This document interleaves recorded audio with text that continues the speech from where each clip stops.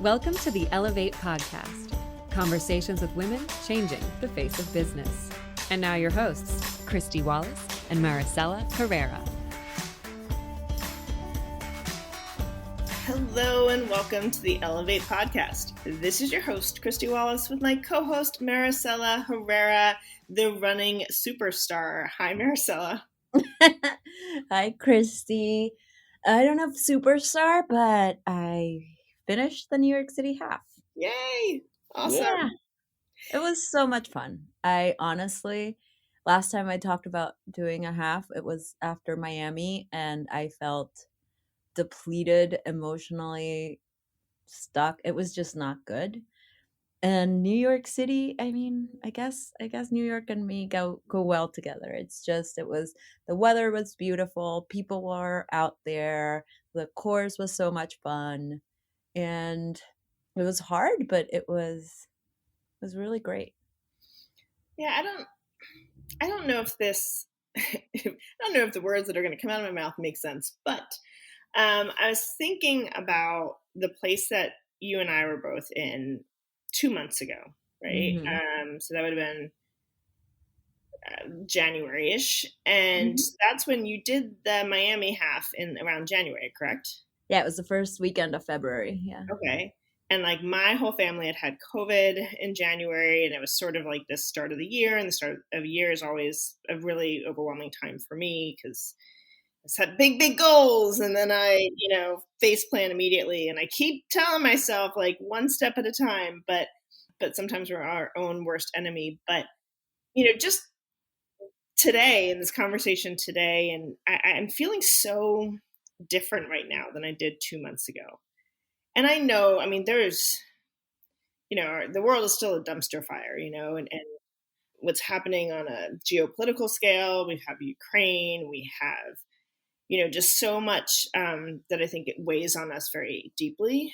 But maybe as as humanity, we're also leaning into some of those things to be grateful for and to be happy for. And there's starting to be more and more of them than there had been previously. And it just feels to me like not just spring, it's actually spring on the East Coast, but spring in our lives, like this rebirth. The spring of our lives. I like that. I will be honest, I agree with you. I feel like I'm in a very different headspace than I was a month and a half ago when I did Miami. I can't put my finger on why, because like you said, the world is still a dumpster fire. But I feel a little recharged. I don't know if it's because of the people I've been surrounding myself with, or just, post Miami, I was in a funk and I went all into trying to feel good before doing the New York City half and focusing on myself a little bit more. But there is a very different vibe, and I feel that from other people too. Yeah, I've been hearing it more in the executive roundtable. As you know, I host Ellevate's executive roundtable every Tuesday, and it's in a powerful way for me, particularly. I think for so many of us that are busy and heads down with family and work and teams and all these things, to connect with others. And connect on a professional level, on a human level, business level. But at the roundtables, we always go into smaller groups and get to know each other. There's always a topic we have conversations about, and it's the conversations have been changing, as well, where many of the people in our community are talking less about the reactive nature, like how do I react to this situation? How do I react to this? How do I deal with what's happening in this time with my business, my teams, myself, and more proactive. And that's been exciting to see as well, these conversations where it's less about what do I do today, but I really want to move in this direction. I have a vision for the future. I have, this goal or this change I want to make, and how do I get there? And that just proactive something that you're going for, that's exciting. Like that to me is progress. We're, no longer running underwater, but kind of back on solid ground and running for the finish line. Yeah, no longer kind of just skirting obstacles and, more like really focusing on what's coming next and what you want, what we all want. What do you think is everyone's the future of XYZ? What's the future of work? What's the future of digital? What's the future of? I mean, we've got NFTs and Web3, and there's all kinds of stuff going on. Maricella, like, what to you is your prediction for the future? I don't know. I don't know half of those things. You know what? I will be happy with a future that is not, I won't say calm, but less hectic. I think there's a big aspect of work, and like you're saying, the future of work and how we've changed in the last 2 years from thinking of certain markers of success or certain markers of what a good life, quote unquote, is. I was reading this article about, is this the age of anti-ambition? And there was the Girls Night In newsletter that goes out every Friday a couple of weeks ago, asked like, people are like, has your relationship to ambition and how you think of ambition changed in the last 2 years?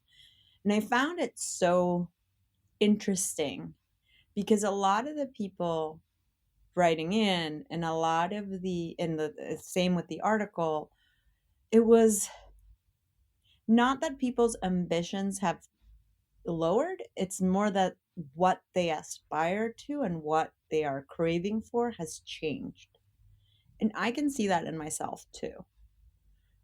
So a lot of people are not, I don't want to spend my whole life working. My priorities are a little bit different. And I think a lot of people are coming to that. And that's probably going to be one of the things that marks how the future, especially the future of work, starts developing. Yeah, I mean, we're going to be doing a lot of redefining in the coming months and years. I mean, we're redefining ambition, and language is fluid in that way. I know you and I had a conversation with Sally Krawcheck many years ago where she thought ambition was a dirty word. Or not. I mean, I'm paraphrasing, but basically, as she was coming up through the ranks of her career, you didn't, as a woman, want to be ambitious. So I'm not saying she thought it was a dirty word, but a lot of people didn't want to appear ambitious. Yeah, define themselves as ambitious. Mm-hmm. And then we move into this kind of girl boss era and take control. We're like, we're all ambitious. We're going to take over the world. This is great. We're going to lean into it. Yes, we will lean into it. But now I think we've spent so long defining ourselves and the message, the definition of these words we use on constructs that don't work for us. So it's like ambition. If you're ambitious, you want to what? You want to get to that C-suite. You want to get as far as you can in your career. Someone who's ambitious wants to keep moving onward and upward on that singular line. And no, we're redefining that. I mean, the person who's ambitious is who's going after their dreams, who's creating a life that they want to live, who's creating that impact on other people. The way I define ambitious and you define ambitious could be very different. But I think what centers it is around action. It's like you have a goal and you're going to take action towards it. And that goal could be, a flexible work schedule. It could be starting your own company. It could be being CEO of your company, but it doesn't have to be defined in one singular way. And I'm really thrilled that that's happening. And, maybe your ambition is like, for me, I'm never going to be the number one runner. In fact, I was probably one of the last people to cross that finish line. What I wanted and my goal was to feel good while I was doing it. And I never thought I would say that because I've always been a very type A person who wants to do best. And, if I'm not going to do well in something, I'd rather not do it. And I think just like we're all redefining ambition, we're all redefining not just the word, but what it means for us and what we want, how we want to show up.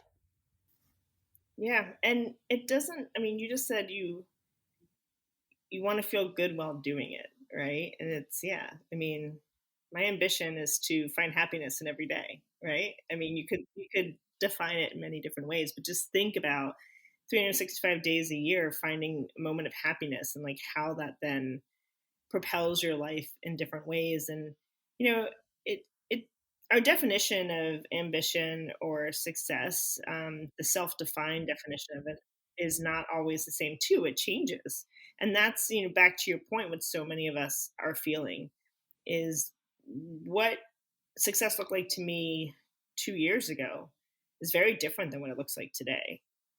And it's really important, and I encourage our listeners to take a moment to self-reflect on that. And there's so many great exercises online that you can tap into if you need more of a construct. There's the Ikigai and ways to kind of look about like how you make money, how you find purpose, how you change the world. It could just be, some meditation, but just spend that time on yourself. Like, what is it that you want from this moment in time, from this life, from, your relationships, your career, and how do you go after that?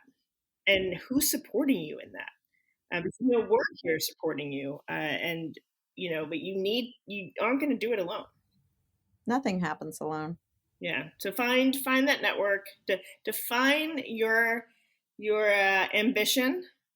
Find that squad that's got your back, and trust me, the Ellevate squad has got my back, and will be there for you. And then go for it. Like, now is the time for action, and let's take action. Let's change our lives, change the world. We're being hopeful. We're leaning into this. So Maricella, let's get it going.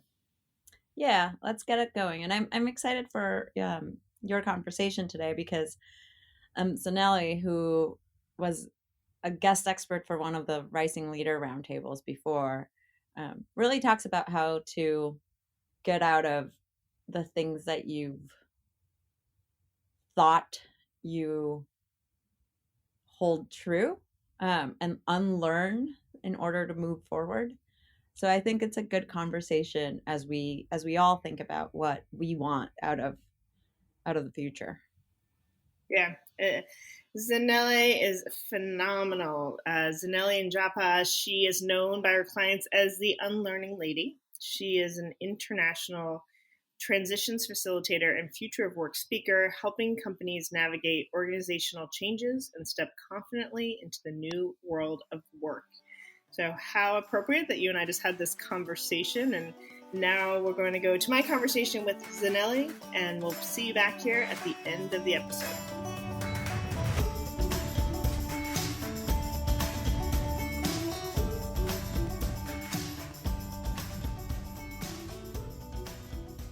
Hello, Zanele. Welcome to the Ellevate podcast. Thank you so much for having me, Kristy. I cannot wait to dive into this conversation, but let's get started learning a little bit more about you. Could you share a bit about your background and how you got to where you are today? Cool, no problem. I would love to. I have a background in primary school teaching. So now the work that I do is facilitation with organizations that are changing, helping them to learn, unlearn, and relearn for the future of work.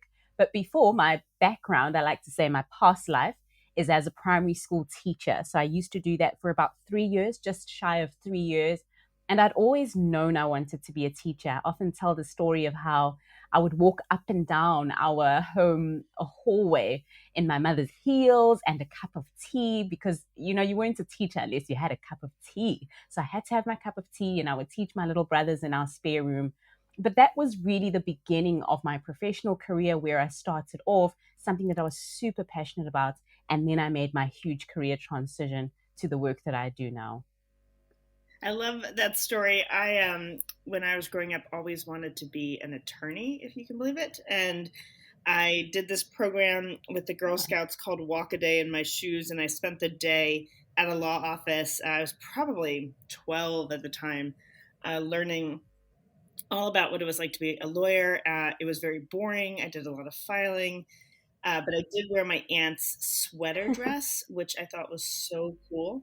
So I can completely visualize you with your cup of tea and, dressed up and teaching your siblings. So that's a great story. And what are you working on now? Cool. So now really, and I'd love to just maybe give everyone an idea of how that transition happened, because a lot of people will go, oh my goodness, you started off as a primary school teacher and now you're working with corporates. What in the world happened there? So basically what started to happen is that towards the end of 2019, which was my final year of teaching, I started to get organizations approach me to have conversations about building future skills. So I would have those conversations with them. I would facilitate sessions with them to help them to learn some of these skills, but also just to find out where they already had these skills, but just needed to almost hone them.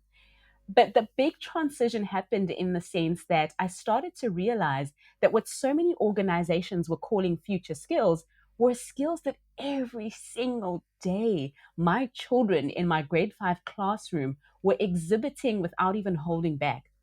So these were things in the form of curiosity, inquisitiveness, being frank, being resilient.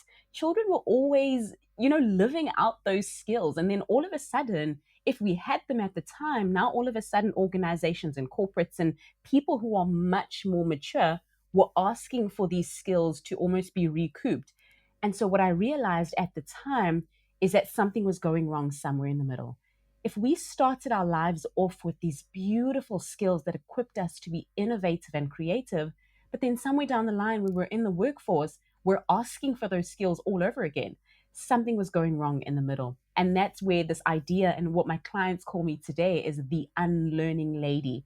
It was that idea that, hey, I think our biggest work as organizations, as individuals, is to unlearn. Yes, learning is important, but let's try to shift our focus to go, what are some of the layers we've put on ourselves, some of the dogmas and mindsets and ideas that are actually keeping us stuck from really stepping into who we could potentially be and what we can tap into. So that's the story in a huge nutshell. I'm curious. I mean, what was that experience like for you transitioning from a fifth grade teacher, which actually my twin sister is also a fifth grade teacher, into this starting your own business and being a consultant and sharing your expertise? Did that feel like a big shift, or was it very natural? It did. I love that question, Kristy, because it did. It felt like such a huge shift, so much so that my biggest struggle was finding out how I could position who I used to be, the work that I used to do in this new paradigm or in this new field. I actually used to, and I sometimes get so embarrassed when I share this, but I used to hide it from my clients that I used to be a primary school teacher until one day it hit me that all of the skills, all of the expertise, all of the experience that we have in previous careers can oftentimes translate to where we are now, as long as we know how to leverage it. So when I made that big mindset shift, everything really started to change for me. And the other thing that I think is important to say that was a huge struggle for me when I made my transition was because as a primary school teacher, I was earning a set salary every single month, right?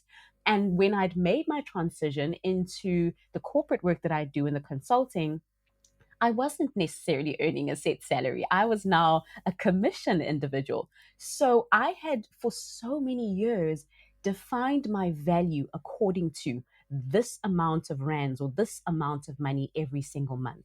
And that this was what my time was worth. So much so that when I got into this new world of my new career, I struggled. I struggled to make enough money to sustain myself, to make sure that all of my bills were getting paid, because in my mind, I still thought that my time had to be worth a certain amount. And so even my earning capacity was capped for a while until I was able to make that shift. So it was quite tricky, to be honest. I do hear that quite a bit from business leaders or business owners and consultants and experts, that it's hard to put a value on your own expertise and time. How did you define that value? I mean, how did you come to the determination of how you're going to price that expertise? Yes, it is a huge struggle, I must say. But I think some of the really maybe helpful things that I started to do was having a look around. Now, one of the things that can be very detrimental is going to maybe deeply on industry standards. But that was something that I did at the time. I had a look at what some of my colleagues were charging. I had a look at some of the speakers that I even held in high esteem and people that had experience. I would have conversations with clients. What do you regularly pay for something like this? What have you been invoiced previously? All of those types of conversations were really helpful so that I could find almost my own energetic rate, so to speak, that felt right for me for what I felt I could offer. Now, previously, what I used to do was that I used to charge based on strictly that until I was taught. And I think that this is the beauty of the amazing Ellevate network that we have, because when I started to engage in Ellevate, I learned this idea that much more deeply, is the idea of um, charging for value and really focusing on the return on value rather than a return on time. Because what I was doing as a primary school teacher was I was exchanging my time for South African rands. That's what I was doing. But now all of a sudden I had to really understand that it's about the value. So I was starting to ask questions like, what would my clients face if they didn't work with me? How much do they stand to lose if they don't work with me? But another question I was asking as well is, how much do they stand to gain? And when I understood that, then it meant that I could put another zero at the end of the number I was already charging and stand behind that with confidence. Shaky knees at first, I must say, but gradually, when you start to feel into putting out a lot more invoices, hearing feedback from clients, and then delivering as well on what you promise, then you start to feel your way through. I feel like with pricing and positioning, there isn't necessarily a wrong way because you're always learning, and this type of thing is consistently shifting all of the time. So I'm still learning every single day, but it's definitely progress. Yeah, I mean, it's that's well, very apropos coming from a former teacher, but or I mean, always a teacher, but it is a learning process. I mean, we continue to learn and grow based on all the experiences we have in life and as professionals. But to your earlier point, sometimes that goes a little sideways. So when you see these fifth graders who just they're curious and collaborative, and they have all of these amazing skills that they bring to the classroom, what went awry that wasn't showing up in the workplace? Wow, I love that question. There was just so much that I was picking up in the workplaces that was so dissimilar or was in contrast to what I was seeing in the classroom. But I think what was happening a lot, Kristy, and this is where the idea of unlearning was born, is that it wasn't necessarily that we didn't want to be creative or innovative. Because I mean, the word innovate was probably thrown around so much in the past few years that so many of us have now asked ourselves whether we really understand what that word means. So it's not necessarily that the intention wasn't there, and this is what I was noticing, but it was just how we were almost so married or so attached to some of the ideas and dogmas that we were given over time that we didn't allow ourselves to let go of some of them, even when they were no longer serving us. And so it was just a matter of helping clients to almost pry their claws out of some of those mindsets, the way we do things around here over time, so that they can allow themselves to consistently be learning. And that's the biggest work that I do. I love how you said just now that still a teacher, very much so, because my biggest message in the work I do with organizations and the work I do with young women in my coaching and anything that I do is just honing this idea of being constant lifelong learners who are resilient in their quest to learn, to discover, and to be curious. So that's basically what I had to help these teams and what I do every single day, just to help them shift how they view their learning and forgiving themselves for making mistakes previously. And there's so many things there that I would love to unpack. One is this idea of being a lifelong learner, and I'm like 100,000% supportive of that. It's something that means a lot to me personally, is just curiosity and continuing to learn. But I think that is overwhelming to many people, because does that mean I should be reading a business book each week or each month? Does that mean I need to read a bunch of newsletters? Does that mean I'm an expert in my industry or an expert in, a broader worldview? I mean, where are the areas in which we should be learning? And then after I hear from you on that, I want to talk a little bit more about confidence. So let's start with, what does that mean to be curious and a lifelong learner? And especially for someone who's like, I don't have more time, I don't have more bandwidth, but we know how important it is. Like, how should they approach it? Sure. I absolutely love that question, because when I speak to so many of my clients, the big conversation we have is the conversation around change fatigue, and how we've become, and now with the term that I recently learned of is resilience fatigue, where everyone is going, I'm actually quite tired of being resilient. Can I just relax and be myself? And so the approach that I love to encourage, especially around learning and lifelong learning, is an approach of making it as practical, as fun, as every single day as is possible. Now, I'll give you a quick example. I'll tell you a quick story, and then I'll give you an example of a framework that I teach, and how I often go about this. So, with my basic understanding around learning, or the one I share, is you want to imagine almost a little girl who grows up in a family home with a little dog.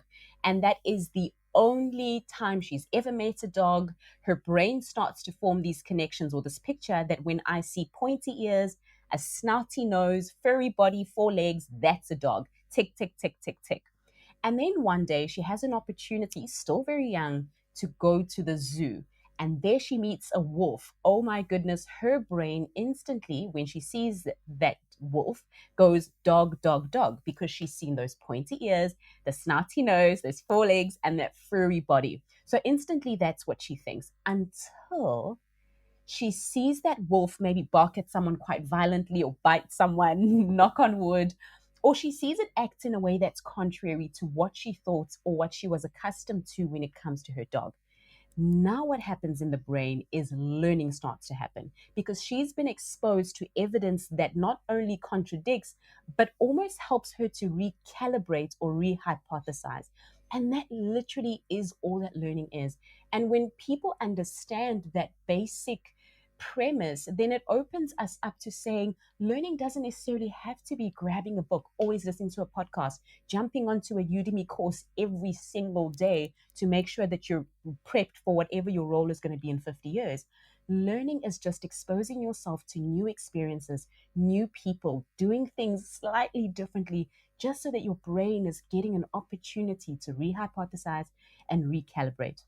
So, a few things that I often recommend. This is a strategy that I teach. I call it switch, shift, and shuffle.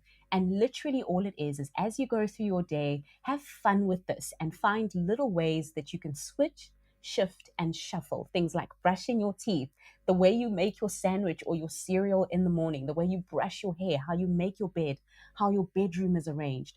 Find little ways to shift the stimuli that you introduce yourself to. It doesn't have to be something huge, but start with something that feels a little bit stimulating, that's easy, that's in your surroundings, that will help you to build that mental flexibility. And that's where the magic really starts.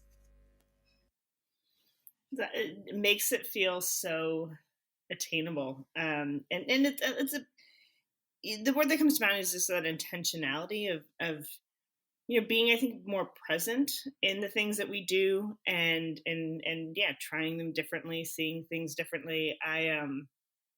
I was just sharing, and by the time this podcast comes out, I would have already gone, but I'm going to Disney World, which is, I have so many mixed emotions about that in this time we're living in, but a big family trip we had planned a long time ago. And what I'm most excited about is that idea of just, all of the sensory inputs, like different, sights and sounds and experiences, and getting kind of out of my home, which I've been in for so long, and how that's going to open my brain, and kind of draw in that curiosity and that, mindset. And listening to you speak, it doesn't have to be going, on a trip or to a new place. It's the things we do every day where we are. Like, how do you create that mindset shift that, really inspires that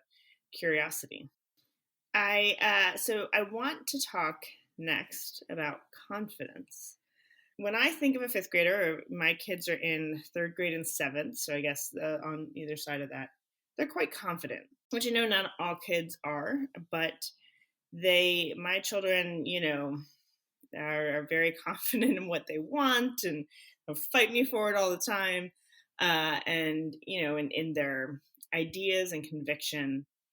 And I see that personally, how that sort of becomes lost, as you go throughout your life, and particularly in your career. And as a new employee within an organization, it's hard to feel confident. You feel like there's so much you don't know, and maybe your voice doesn't matter, and you're just going to sit there and watch. And how do you inspire that confidence in these conversations you're having?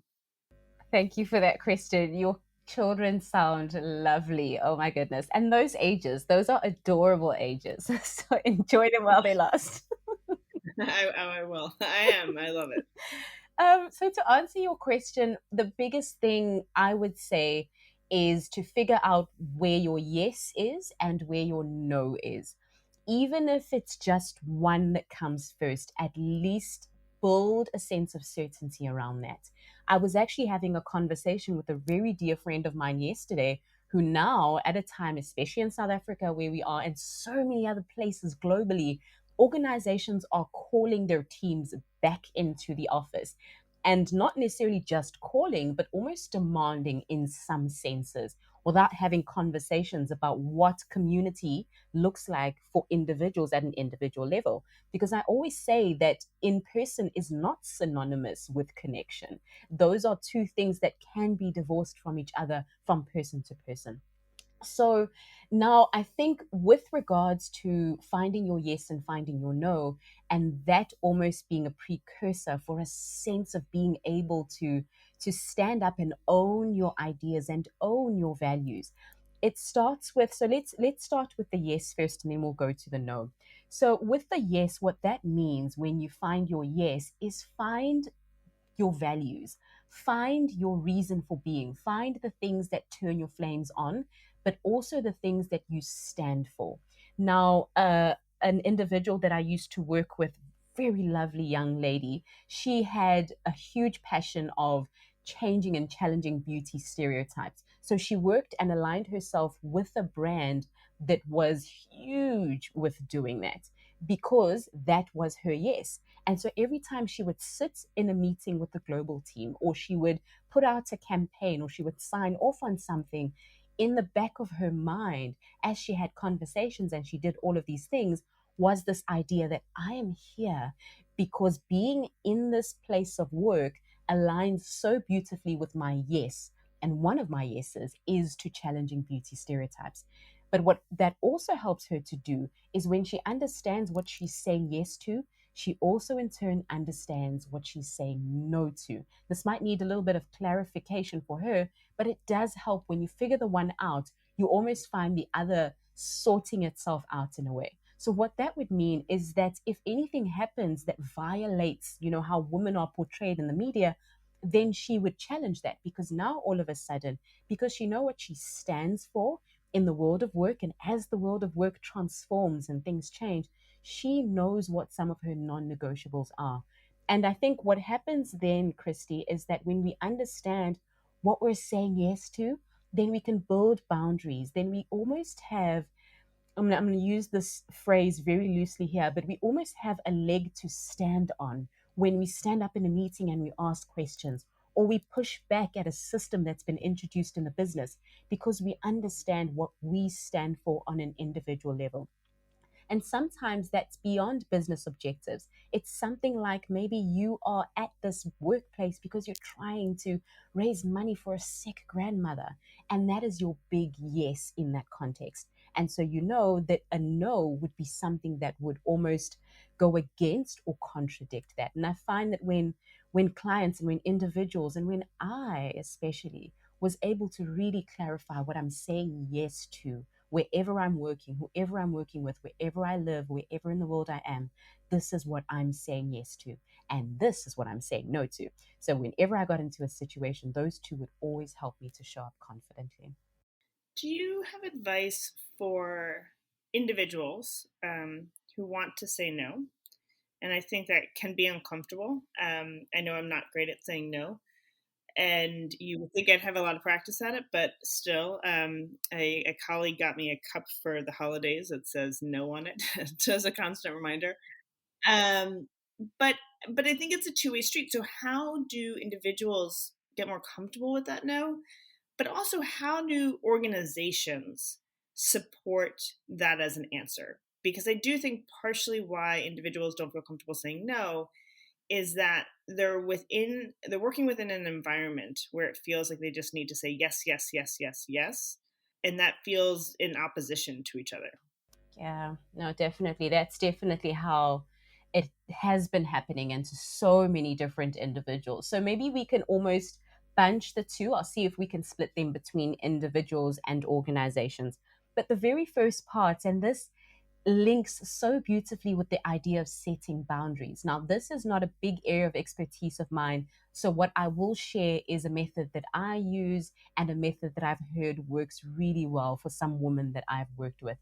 So, it's the first thing would be understanding that when we set boundaries and when we say no, we are in essence saying yes to something else. So that's it links so beautifully to the conversation we just had with the previous question, understanding that when I say no to going for coffee with you, or I say no to this opportunity, it's not necessarily that I'm saying no to this opportunity, it's because there's something bigger than this opportunity that I'm actually saying yes to.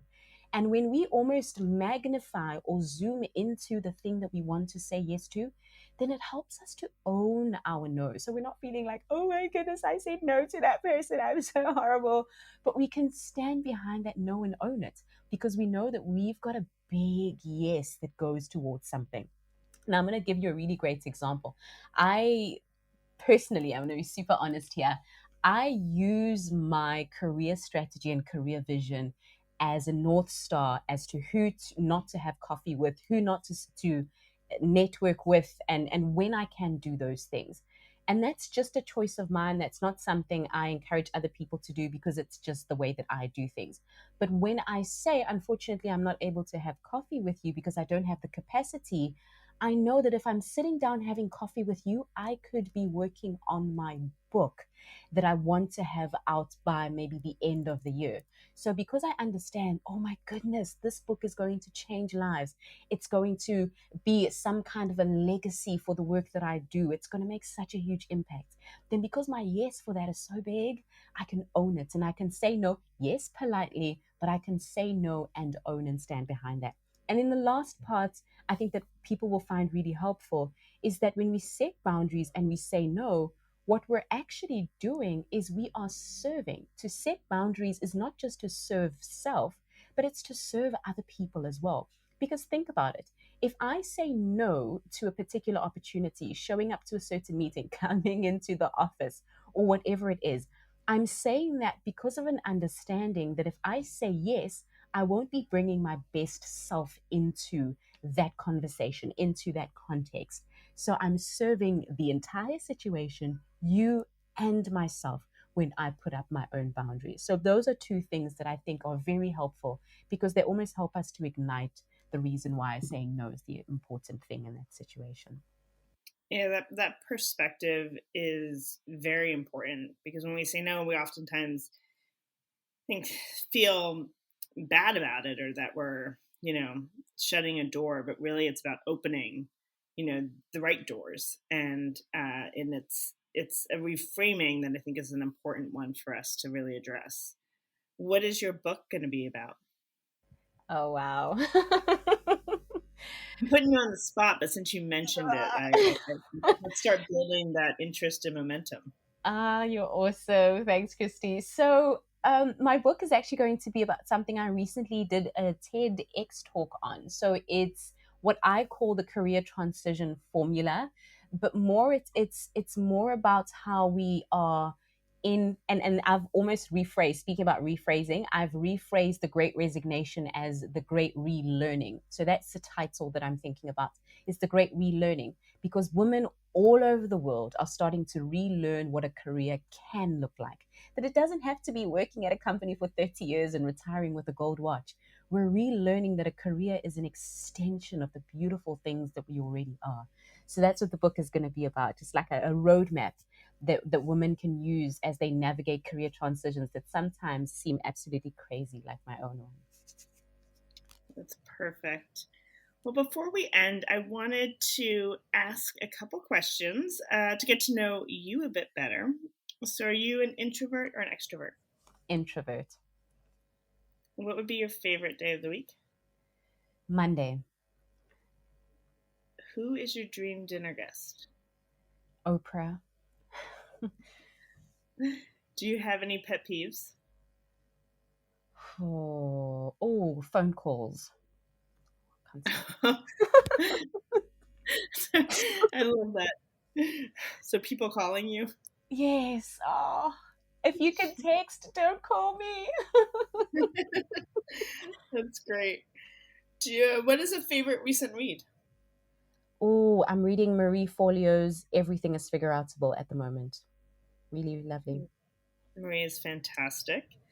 Do you have a top self-care practice? Bubble bath.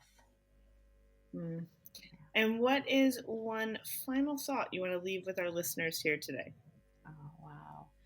Oh, that's a big ask. So I'll use my final thought moment just to say, give yourself the grace and the gift of change, so that you can forgive who you were yesterday and the decisions that you made yesterday with what you had access to, so that you can just keep on keeping on. Yeah. Keep on keeping on. Well, thank you so much for joining us today on the Ellevate podcast. This was amazing. Thank you so much for having me. This was truly, truly lovely.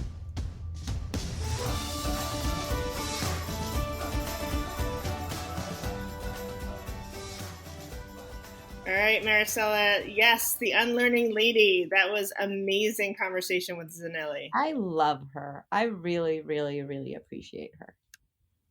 She's one of our Ellevate members who's extremely active and extremely engaged and shares her thoughts and knowledge on articles on at the roundtables, and is always there if someone needs someone to support her. So I really appreciate it. Yeah, and as we were talking about this, I was looking at some of our roundtable topics for this coming week, and it's ironic actually, because you and I, our listeners probably don't know, our conversations at the beginning are so off the cuff. Megan, our producer, does a great job of giving us some inspiration, but sometimes you and I just run with how we're feeling that day or that week. And so we talked a lot about this redefining purpose, or not purpose, redefining success for yourself, and being ambitious in your own right. And then I was just looking at our roundtable topics for the coming week. Our executive community is going to talk about creating confidence on command, which I think is really important as you're going for that ambition and your goals. Our rising leaders will talk about developing a career roadmap, which really definitely ties into that ambition and where do you want to be. Career changers will be talking about what today's leaders want tomorrow's workforce to know. And that is so incredibly important as we talk about the future of work, and how we're going to be making progress and taking action. And the entrepreneur and business owner community are talking about made for more, step into the she you need to be as CEO. So really great topics, great experts will be leading these conversations, always bringing it into smaller groups where you'll get to meet peers and take this discussion a step further, internalize it into your own life and business so you can take action today. At Ellevate, we put you first. We want to make sure that you're having the conversations that matter and turning it into action, not just being a passive participant, but an active engager in your career and community. Yeah, it is about being active, and it is about participating, but don't be scared. Everyone's really, really nice, I promise. And you should definitely try and check out one of the roundtables. Rising Leaders is on Thursdays at noon. Kristy, I know your executive is on Tuesdays. Yep, Tuesdays at 1 p.m. Eastern.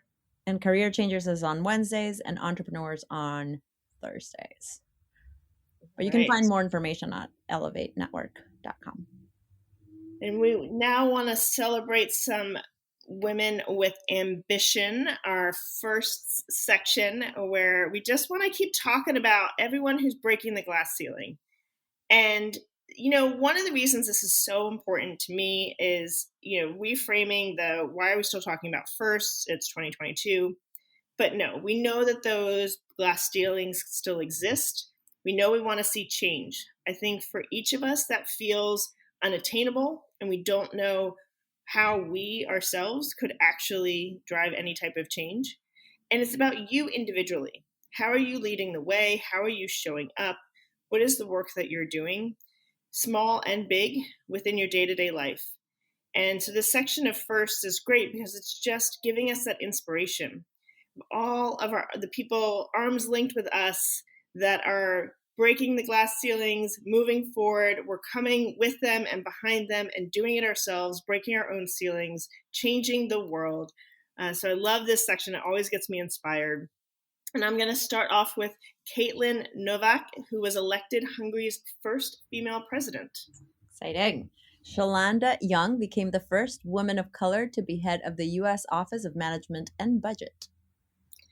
Ariana DeBose won Best Supporting Actress at the Screen Actor Guild Awards, becoming both the first Latina to win a film award from the Guild, as well as the first queer woman of color to be recognized for acting. Dr. Latonia Collins Smith became Harris-Stowe State University's first Black woman president. Leah Thomas became the first out trans woman to win an NCAA Division I title. That's exciting. Mimi Bolden Morris became the first female graduate assistant at a Big Ten football program. And Domi Shi became Pixar's first solo female director with the release of Turning Red, which is also the studio's first Asian-led film, and it is phenomenal. I haven't watched it still. You have to. You would love it. You would love it. It covers, it's just so layered in just culture, heritage, growing up, life, society. I'm throwing out these words, but I watched it with all three of my children, and we all got something out of it, regardless of your age. It's Domi does amazing work, and I'm just so thrilled that she's able to carve her voice into this world where traditionally women, and particularly women of color, have not been amplified. Can't wait to watch it. Well, join us back here next week for my conversation with Jenny Pollack. Jenny creates subscription and mobile monetization strategies for high-tech companies. She's passionate about helping high-tech companies grow and scale by focusing on customers. See you here next week. Thanks so much for listening to Ellevate. If you like what you hear, help a girl out. Subscribe to the Ellevate podcast on iTunes. Give us 5 stars and share your review. Also, don't forget to follow us on Twitter at EllevateNTWK, that's Ellevate Network, and become a member. You can learn all about membership and all the great things that Ellevate Network is doing at our website, www.ellevatenetwork.com. That's ELLEVATE network.com. And special thanks to our producer, Catherine Heller. She rocks. And to our voiceover artist, Rachel Griesinger. Thanks so much, and join us next week.